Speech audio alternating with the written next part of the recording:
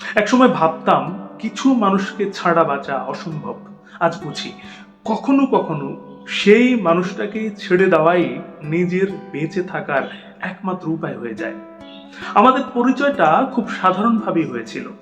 প্রতিদিন কথা হতো, ছোট ছোট বিষয় ভাগ করে নিতাম। দিনের শেষে ওর একটা কেমন আছো মেসেজ যেন পুরো ক্লান্তিটা মুছে দিত। ধীরে ধীরে খেয়াল করলাম সম্পর্কটা বদলে যাচ্ছে। আমি কথা বলার আগে ভাবতাম এটা বললে ও রাগ করবে না তো। নিজের পছন্দের চেয়ে ওর পছন্দটাই বড় হয়ে উঠছিল।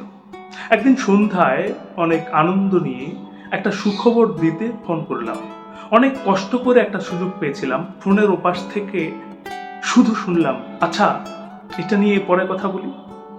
5 মিনিটও লাগেনি কলটা শেষ হতে। কিন্তু সেই রাতেই ও প্রায় 1 ঘন্টা ধরে নিজের সমস্যার কথা আমাকে বলল। আমি শুনলাম আগের মতোই।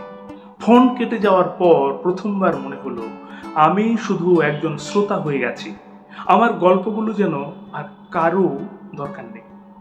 পরদিন কোনো অভিমান দেখায়নি, কোনো অভিযোগ করিনি, শুধু নিজের ভেতরে একটা সিদ্ধান্ত নিয়েছিলাম যে সম্পর্কে একজন সবসময় বোঝে আর অন্যজন শুধু বোঝানো শিখে, সেখানে দুজন মানুষ থাকলেও সম্পর্কটা একা হয়ে যায়। ধীরে ধীরে দূরে সরে এলাম। মজার বিষয় হলো প্রথম কয়েক সপ্তাহ খুব কষ্ট হয়েছে।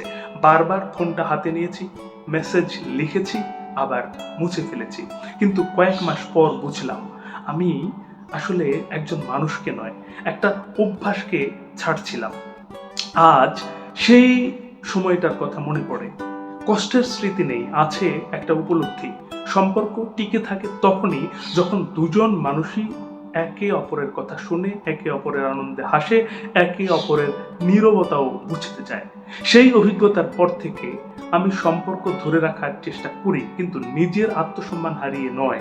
কারণ এখন জানি যে সম্পর্ক আমাকে প্রতিদিন একটু একটু করে শূন্য করে দেয়, সেটি ধরে রাখার চেয়ে ছেড়ে দেওয়াই কখনো কখনো সবচেয়ে বড় ভালোবাসা, অন্তত নিজের জন্য। আমার কথা তো হলো, এবার আপনার কথা। আপনার জীবনেও কি এমন কোনো সম্পর্ক ছিল যেখানে একসময় বুঝেছেন আপনি একাই সম্পর্কটা ধরে রাখার চেষ্টা করছেন? সম্পর্ক বাঁচাতে গিয়ে আপনি কি কখনো নিজের আত্মসম্মানের সঙ্গে আপোস করেছেন?